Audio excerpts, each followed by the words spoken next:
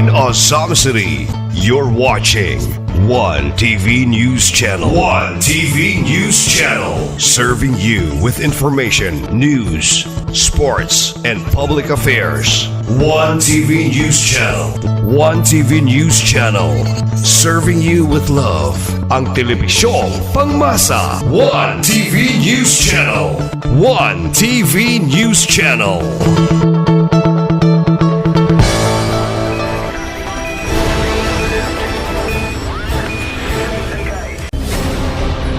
One TV special report.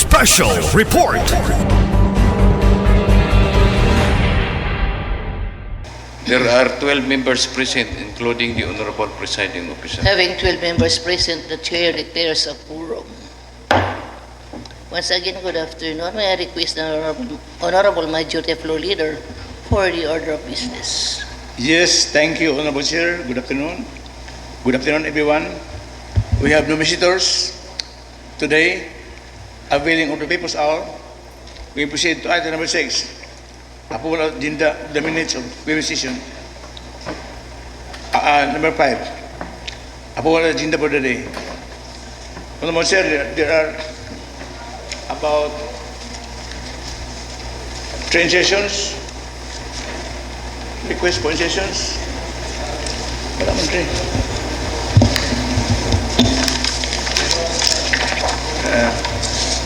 There are at least 3 written requests for session to order of business from City Mayor. First, for us to pass resolution authorizing the local executive, Honorable Attorney Sam Numan Jipintis, to enter into and sign on behalf of City Government of Samis the Memorandum Agreement with the Philippine Institute of Volcanology and Seismology relative to the Geospatial Information Management and Analysis Project for Hazards and Risk Assessment in the Philippines. The second written request, Honorable Chair, is for us to enact an ordinance authorizing the temporary closure of various roads in the territorial division of Samis City for religious procession by Barangay Baybay San Roque on August 15, 26 at 3 p.m. to 5 p.m. The third, last but not the least, written request, Honorable Chair, is for us to pass a resolution funding one executive assistant to position in the office of City Mayor. These are the 3 written requests for session to order of business, Honorable Chair. I promote the motion to approve the agenda for the day with 3 insertions as requested, Honorable Chair. There is a motion from the Honorable Majority Floor Leader for the approval of our agenda for today with 3 inclusions as being presented. Motion approved. Thank you, Honorable Chair. There are no minutes attached to our order of business. And the item number 6. We now proceed to item number 7, letter C. Petitions or requests for proceeding. Letter dated August 4, 26 from the Office of City Mayor requesting the approval of a resolution authorizing the local executive, Attorney Sam Numan Jipintis, to enter into and sign on behalf of the City Government of Samis the deed of donation with acceptance in favor of the Samis City Police Station relative to the donation of ICT equipment by the LGU. Honorable Chair, as Chairman of the Committee on Present Order, I move the motion to approve this resolution giving authority to the City Mayor for the donation with acceptance in favor of the Osama City Police Station for approval of the proceeding with distribution from the Chair. There is a motion from the Honorable Majority Floor Leader for approval on first reading as being presented. Motion approved. Thank you, Honorable Chair. In its public service to support our local police in the maintenance of our peace and order in Osama City, I move the motion to approve this resolution for the second and final reading, waiving the rules, Honorable Chair. For the exigency of this request resolution, the Honorable Majority Floor Leader is passing this on the second and final reading, waiving the internal rules. This letter dated request from the Honorable City Mayor requesting the approval of a resolution authorizing the local chief executive, Sam Norman J. Fuentes, to enter into and sign on behalf of the city government of Samis the deed of donation with acceptance in favor of the Samis City Police Station that is relative to the donation of ICT equipment by the IGO. Move for its approval on the second and final reading, waiving the internal rules. Any comment, remarks, hearing and motion approved. Thank you, Honorable Chair. We proceed to item letter D, item number 7. Number 1, first endorsement dated July 27, 2026 from City Peace and Order Council for the approval of OPOC Association number 26 SNGF-POC-02 series of 2026. Our association approving the reprogramming revision of the ICT equipment program in amount of 2 million pesos under capital outlay to the repairs and maintenance motor vehicle and the maintenance and operating expenses of the Peace and Order public safety budget year 2026. Mr. Chair, I move the motion to approve, adopt, and concur with this Osama City Peace and Order Resolution number 26 SNGF-POC-02 for approval in the proceeding with distributions, Mr. Chair.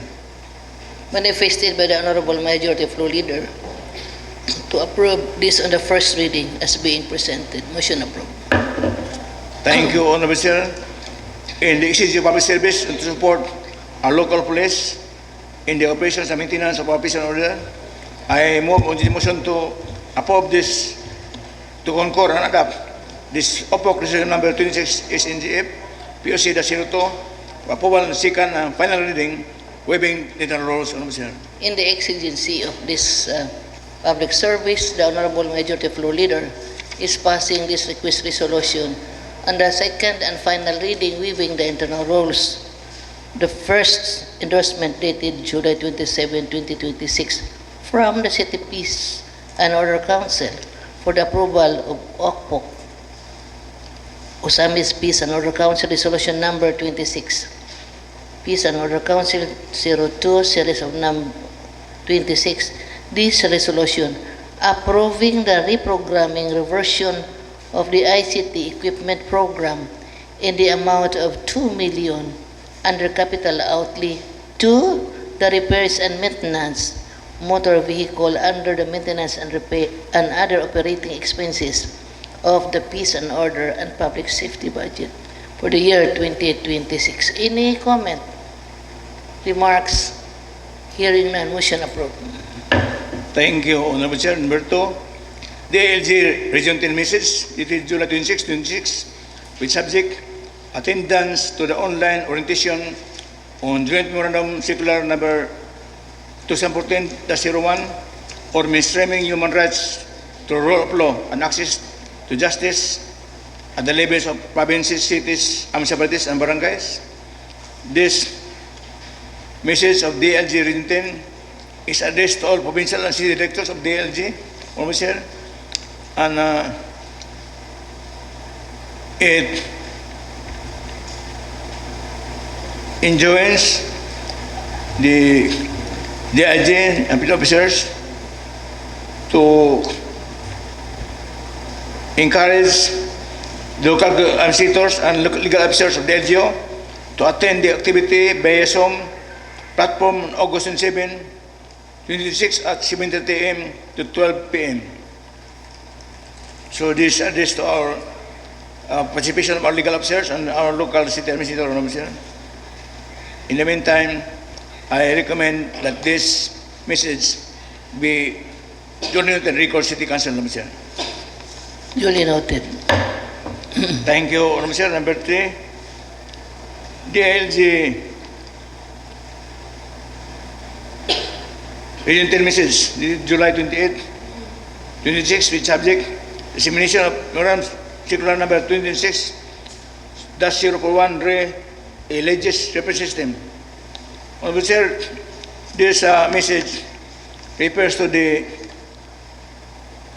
implementation of the Legis repair system and that it requires submission of electronic copies of ordinances, resolutions, and other legislative instrumences for inclusion in the system for external permission and reference of the DLG. This initiative, the Vice Ministry of the Philippines, in partnership with the Center for Local and Regional Governance,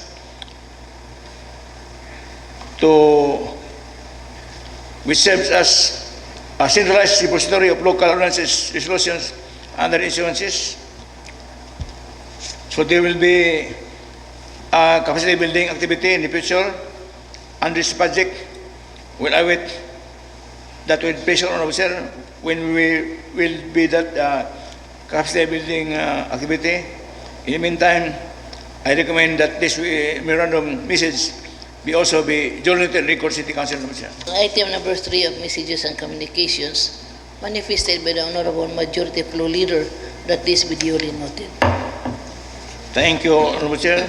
Number 4, the Algerian Memorandum dated July 29, 26, with subject request for comments on the draft DA-BFRDLG Joint Memorandum Circular on the restriction and licensing of fishing boats, fishing gears, and fisher pole, and basic hygiene and sanitation requirements.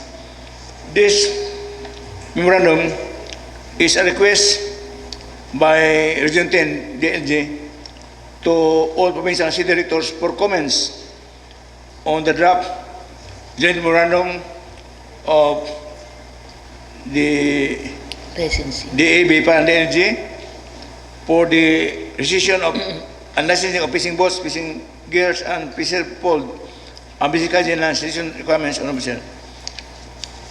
And the comments and recommendations should be submitted not later than August 4, 26. So this has become moot and academic because the deadline has elapsed August 4 and we are now August 11, officer. In the meantime, I also recommend that this memorandum be duly noted in Record City Council, officer. Manifested by the Honorable Majority Floor Leader that this memorandum be just duly noted. Thank you, officer. There are no committee reports submitted under item number 8. Item number 9, calendar of business. Please proceed to little B, business for the day. For second reading is the ordinance sponsored by Honorable John Sakin, an ordinance implementing a tree planting protection and conservation policy in San City to mitigate climate change, promote reforestation, restore ecological balance, and ensure a sustainable environment for present and future generations. Honorable Sir, if we recall, we held this on the President and we held already a public hearing last February 19, 26 at 1:30 p.m. Before this session hall, and all the stakeholders were invited during that public hearing, which includes all schools, public and private schools in San City, the DepEd, and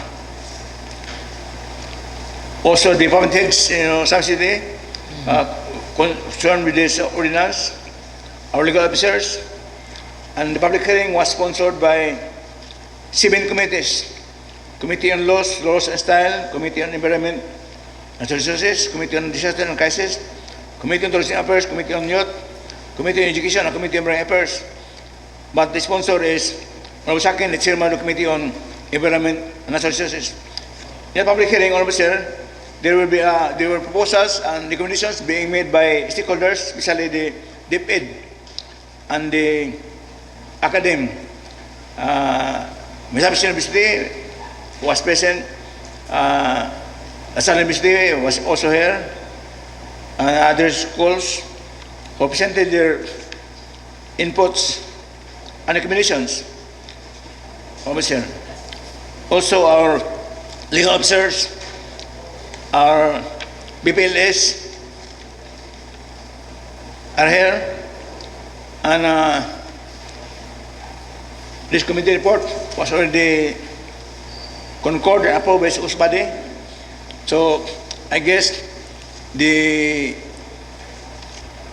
inputs being interposed by the stakeholders during the public hearing on 2019 were generated by the main sponsor, Honorable Sakin, which led him to revise his ordinance to conform with the inputs being interposed during the public hearing, and to revise it to rectify the ordinance to conform to the objections, especially being interposed by the Department of Education and the schools, particularly LaSalle and MU and OLT. So this time we are now hearing this for second reading, meaning this ordinance will be, the proper discussion will be, Honorable Sakin will introduce his ordinance, the revisions he made on his ordinance, in accordance with public hearing. After that, Honorable Sir, he'll be interpreted by members of his body. What are the questions, clarifications from members of his body, and Honorable Sakin will answer to defend his ordinance. So, Honorable Sir, as the majority leader, I yield to my colleagues to interpose first their questions or appellations to interpret Honorable Sakin. Honorable Sir, taking into consideration the committee report, which is already adopted and approved by this House body, Honorable Sir. So, and I yield to my colleagues for their interpretations to Honorable Sakin. Before that, I would like to give the floor to Honorable Sakin to endorse the revisions of his ordinance, Honorable Sir. Thank you, Honorable Majority Floor Leader. The Honorable Sakin, the author of this particular ordinance, is now recognized with the chair for some other manifestation. Thank you, Honorable Chair. Honorable Chair, during our committee hearing last February 19, 2026, all the manifestations from our legal office, from our school, Ma'am Arlene Villa, and academic institutions from LaSalle, from Engineer Ismael Larobis, and from Ma'am Grace Villanueva from Misamis University, and other institutions, Honorable Chair, and barangay officials are included in this revised proposed ordinance, Honorable Chair. And I hope that our colleagues are already read the minutes during our committee hearing, and now this proposed ordinance now ready for question, Honorable Chair, for further deliberation, Honorable Chair. Thank you. Thank you, Honorable Sakin. May I request the honorable members of this August body for your interpellation regarding this particular ordinance. Any manifestation, please? This is a very important ordinance, pro-environment ordinance. Yes, Honorable Suizo. Thank you very much, Madam Chair. This representation, Madam Chair, doesn't have any objection on the said proposed policies on our environmental protection aims regarding our environmental also preservation, Madam Chair. But the implementation is the very, very crucial part of this measure that we are undertaking. We just hope, Madam Chair, that in the implementation, in the making of the IRR or the implementing rules and regulation, this will be given enough and ample time so that this will be given smooth fit kay kasagaraan na ba kung taman lataog ka ng papel and then why implementation, because I always have the impression nga daghan na kaayo tag mga balaod nun ani, but the implementation has always been the problem. Kay it really kuan gyud kanang I did not undermine the executive branch who is going to be the implementing arm of the said policy. Kay daghan man gud siya involved ng mga agencies, both local and the national. And then this is a very remarkable, commending policy.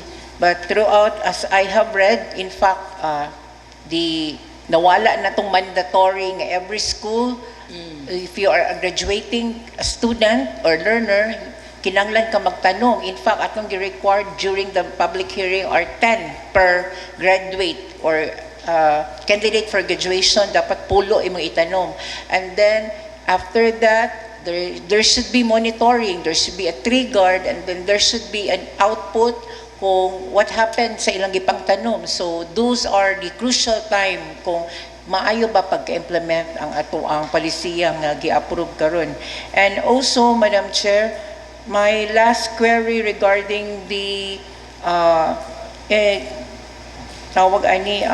composition sa ato ang PPCOM at PP-Execom nga like I think we have mostly our national agencies ang involved. Wala kaayo non-governmental organization katubit ang mga accredited na tong organization. The most of them, especially during every quarter, we submitted kay we are part also of that NGO association or society accredited, recognized by the local government nga unsa amo ang mga palisiya nga gi-contribute for the environmental protection, and one of that is tree planting. And then these 21 accredited group by our LGU could we also be part of the TP-Execom so that they could also have an idea, because we're not only planning on what would be the watersheds, what will be only the recommendable area nga pwede tamunuman. In fact, kining mga 21 ka mga recognizable accredited nga mga NGOs already had an identified area kung asa sila mag-tree planting. Ang atuan lang is we need to involve them so that at least ang monitoring mga supervising kung nang tubo ba gining mga tanuma, kay uban man gid inig tanong mabiyaan wala na takabalo what happened, and then magbalik-balik ta sa 1, 0 gihapon, scratch nga tanom gihapon ta, wala man gi-monitor kung usa tong gipangtanong what happened, na banlas ba to, gipangkaon ba to sa mga hayop. So I think there ang ato ang tutukan og ayo, Madam Chair. Thank you very much. Okay, thank you for this very laudable ordinance being presented or being passed by the Honorable Sakin, and thank you, Honorable Suisa, for your observations. Yes, Honorable Ko. Thank you, Madam Chair. I would like to just humbly present my observations regarding this ordinance implementing the tree planting activities in Osamis City with hard copy, and I will submit this to the Honorable Juanito Sakin, the Committee Chair on Environment, for his perusals. There are about 9 points for the Honorable to consider so that we can come up with a clear and concise ordinance. Thank you, Madam Chair. Thank you, Honorable Ko, for your manifestation. If we can remember... I suggest the observation will be laid today because it will be deliberated, it will discuss among members of the body para makita ba kung sa yung mga punto, komentaryo, para makita. Not only kung sa akin mo review, kita tanan. Sige. So, I suggest to Honorable Cecil ko that he will introduce the silent picture itong important nga observation para ma-replyan ni Honorable Sakin. O the members can also intervene. Yes. It can be recalled, Honorable Majority Floor Leader, that we have already our Environment Code. Ato ko na itong ibalik tanaw po, o unsay mga, yes, we have already passed the Environment Code. Lantaon na to, what are the areas of concern, ang yun na itong hatagan of focus. para nga Madam Chair, Yes. while I enumerate the points of my observation, Okay. can I give a copy to Honorable Jun Sakin Oh, very now good. so that he can compare? Yeah. And Thank you, Honorable Ko, for your diligence. Salamat kayo sa imong kabuutan. Actually, Thank you. Honorable Sir, in the First, meantime, may Yeah, with I will. kind of Honorable ko, kaya kining ordinansa is basically a tree planting ordinance. Muna nakita na ang purpose, tree planting yun, ordinance. Oh. So, we might focus on that. So, thank you, Honorable Sir. We proceed to Honorable ko. Thank you. Thank Okay. you, Majority Floor Leader. Thank you, Madam Chair. So, I observed that in the ordinance, in the draft, there is a duplication of existing government function and overlapping mandates, like the penalizing illegal logging, kaingin, and timber operations found in Section 11.2 and 11.4. So this is duplication, so we have to take note of this. Sa National Law, Presidential Decree number 705. And we also have to note that the LGU cannot substitute or bypass the DENR procedure regarding tree cutting permits or confiscation process. The ordinance is about tree planting, and there is a provision there about illegal logging. So the two might be overlapping each other. And the requiring the citizens age 12 and above to plant a tree, one tree every year, is already under Section 8 of Republic Act 10176, the Arbor Day Act of 2012. So it is again, might be a redundancy. Number 2 point of observation is the creation of tree planting execom and Committee on Saning Kalip, Anti-Illegal Logging Task Force. So there is already a task force sa DENR, and we have again to note that we will not be over-expanding the committee membership, especially placing the national officers and the national line agency representatives as member of our local execom. So again, the LGU ordinance can invite them as non-voting resource persons or coordination partners rather than directing them to be the regular committee members. Number 3, legal technicalities and areas that needs polishing, especially in the penalty and amount of imprisonment terms. So in our draft, blank pa, so we still have to discuss on it, taking care not to go over the 5,000 maximum fine under and by the LGU. Number 4, the numbering and formatting inconsistencies found in Section 4.3. Murag wala na nagsunod ang mga subsequent numbers nila. And then number 5, idle land condonation. So nag-mention nga idle lands may be condoned pursuant to Section 236 of RA 7176. So this Section 236 is about the right to levy, while ang gipasabot nga pwede i-condone is the Section 238. So ang Section 236, murag 238 siguro ang ibutang if it is about condoning the idle land. And it also state there kung kanus-aman ma-condone and unsa nga mga cases nga pwede ma-condone, and tree planting is not one of the reasons for tax condonation on this particular section. So number 6 point is the outline structure. Again, in section 4.3, wala na streamline and wala na sequence o tarong ang kuan ang numbering, and then also the representatives and members of the EXICOM kinahanglan siguro to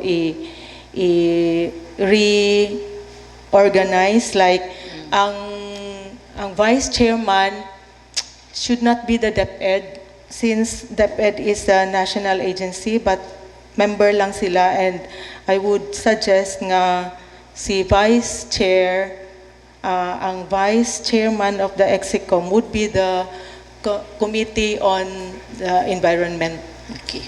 to ang city councilor. So number 7, kaning funding provisions, there is a line there that allows the mayor to seek external grants. We have to review this again if we shall include this line sa ato ang ordinance. And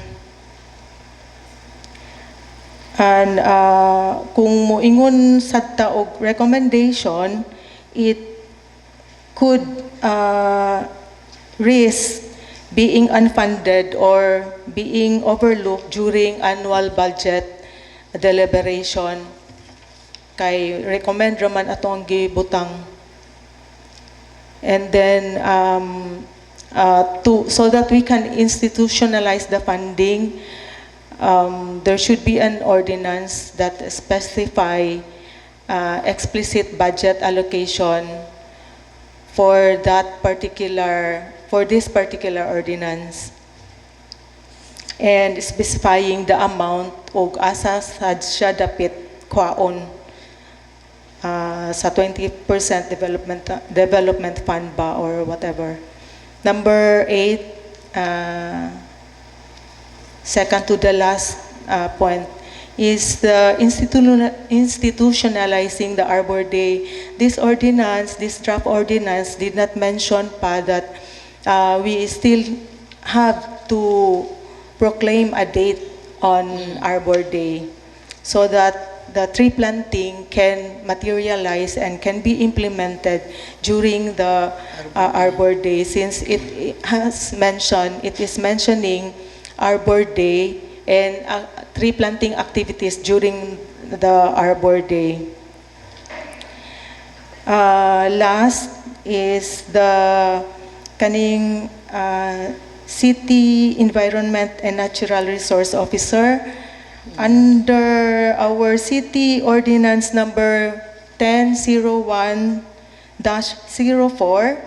ang atoang City Environment and Natural Resources Officer refers to the Centro Office na whose powers, duties, and functions are performed by the SUEMO officer. So si Centro Officer, mauna din na siya ato ang SUEMO officer. Si SUEMO officer nato wala sad ma-include sa katong EXICOM. Then murag maurat that would be all, Madam Chair. So I think copies of these observations are already forwarded to each of us here now. Thank you very much, Honorable Ko, of your very valuable observation. Thank you so much. Honorable Sir, may yes. we ask Honorable Sakin to respond to his observation of Honorable Ko? Honorable Sakin, please. Thank you, Honorable Chair. Thank you, Honorable Ko. So, Honorable Chair, many manifestation came from Honorable Ko, Honorable Chair. So, I do study first, Honorable Chair, for further inclusions regarding the manifestation of Honorable Ko before we will discuss this properly, Honorable Chair.